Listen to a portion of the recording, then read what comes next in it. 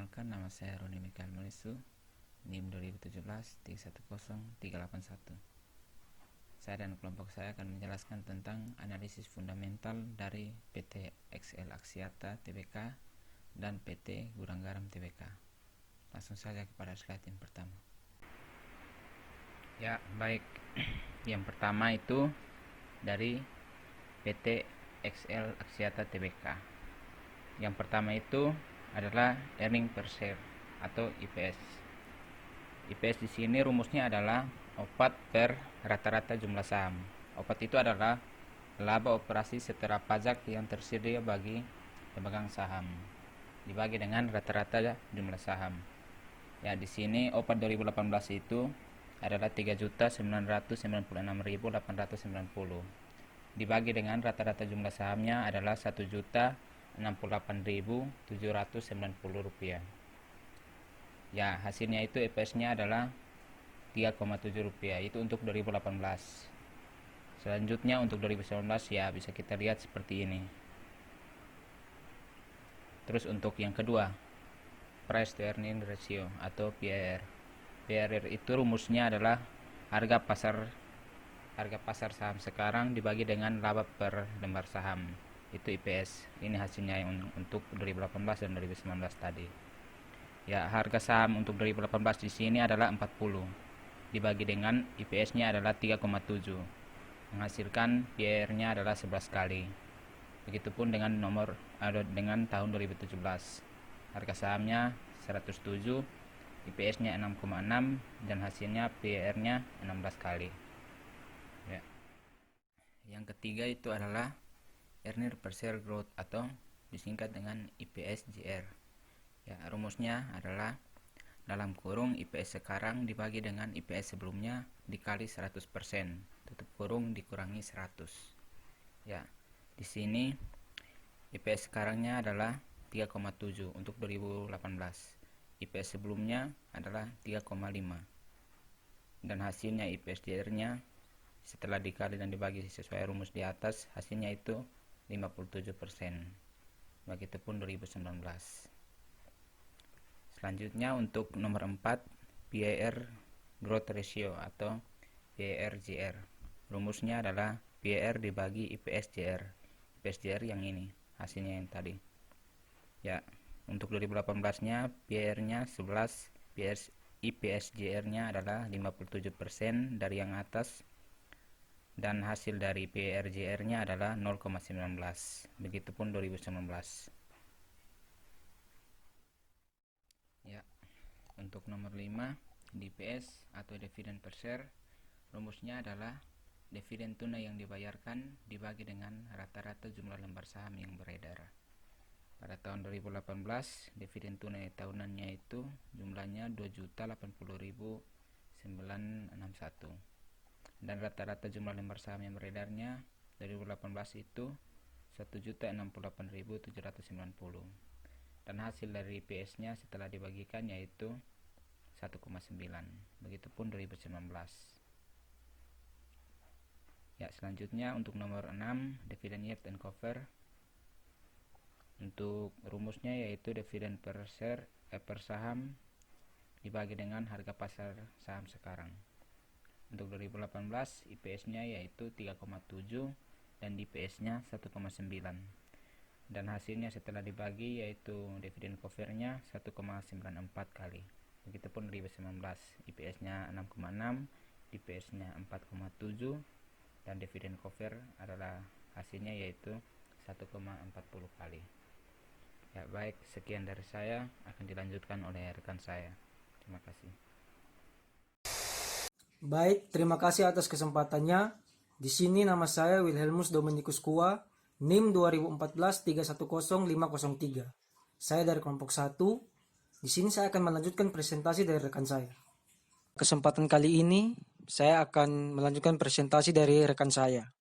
Di sini saya akan mempresentasikan perusahaan kedua dari PT Gudang Garam Tbk periode 2018-2019.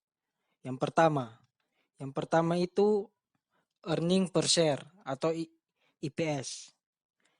Di sini rumusnya itu EPS sama dengan OPAT dibagi dengan rata-rata jumlah saham. OPAT merupakan laba operasional setelah pajak yang tersedia bagi pemegang saham. Rata-rata jumlah saham merupakan jumlah lembar saham yang beredar selama periode tersebut. Pada hasil yang kelompok kita dapat itu pada IPS untuk PT Gudang Garam, opatnya itu pada 2018 7.968.008. Pada tahun 2019 10.800.102. Terus rata-rata jumlah saham. Pada tahun 2018 itu 962.044 dan 2019 juga sama. 962.044 dan mendapatkan hasil 8,2 untuk 2018 sedangkan 2019 11,2. Yang kedua itu dilanjutkan dengan price to earning ratio atau PER. Di sini rumusnya itu harga pasar saham sekarang dibagi dengan laba per lembar saham. Harga saham untuk 2018 53, untuk 2019 83. IPS dari perusahaan Gudang Garam, dari PT Gudang Garam 2018 itu 8,2 dan 2019 itu 11,2. Yang mendapatkan PR-nya sendiri itu 6 kali dan 7 kali. Karena harga pasar naik lebih cepat karena ekspektasi investor dan mungkin dipandang oleh beberapa investor terlalu mahal. Hal ini merupakan indikasi masa datang dan perlu dimasukkan dalam analisis. Terus yang ketiga itu earning per share growth.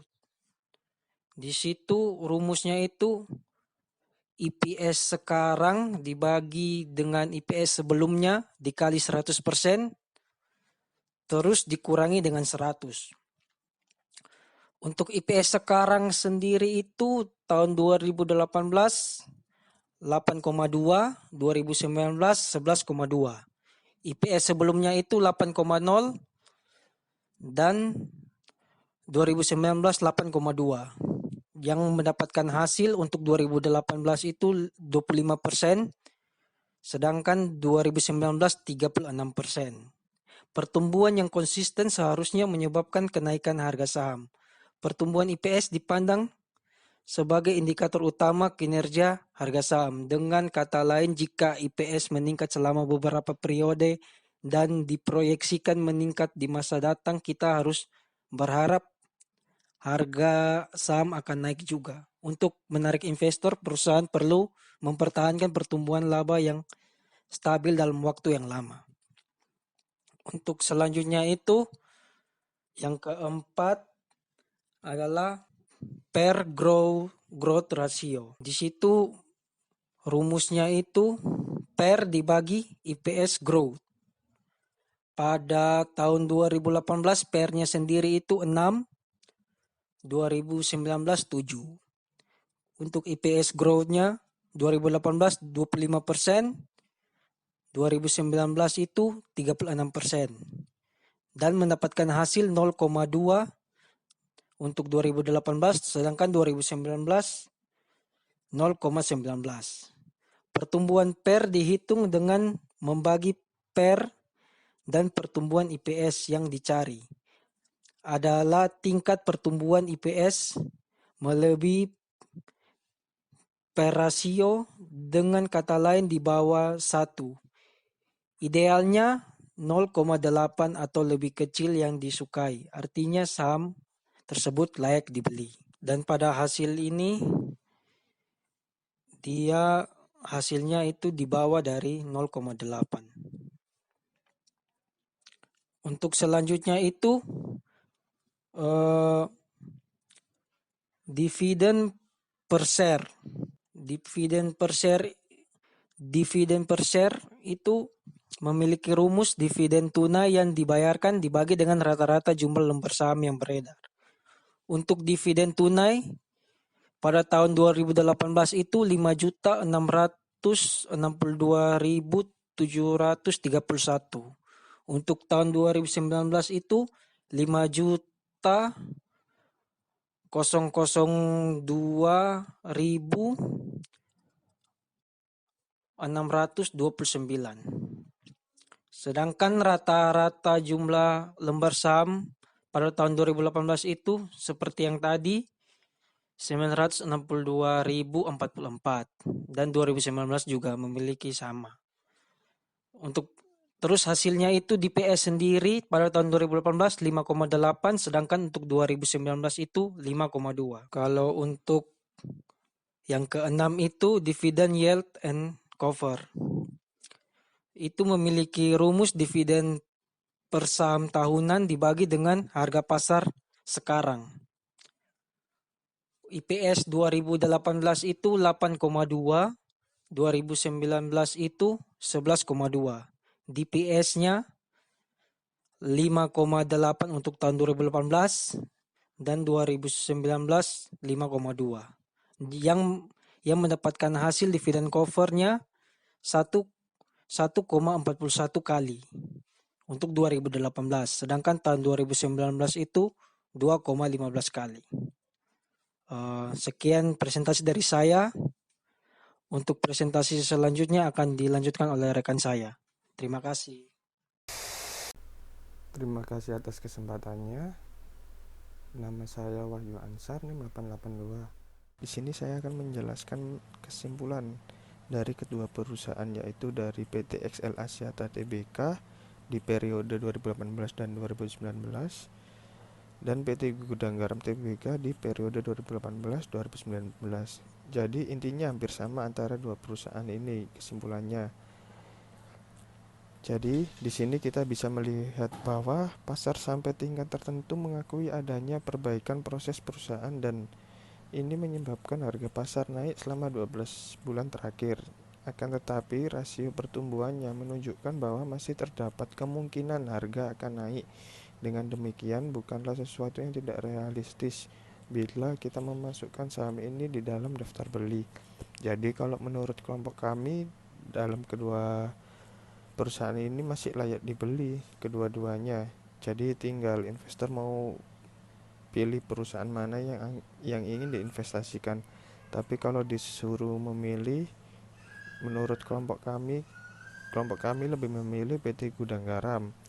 Alasannya karena perusahaan ini memiliki nilai tersendiri buat kami selain dari faktor kita sebagai perokok, melainkan merupakan perusahaan yang bagus dan menghasilkan keuntungan yang besar per tahunnya.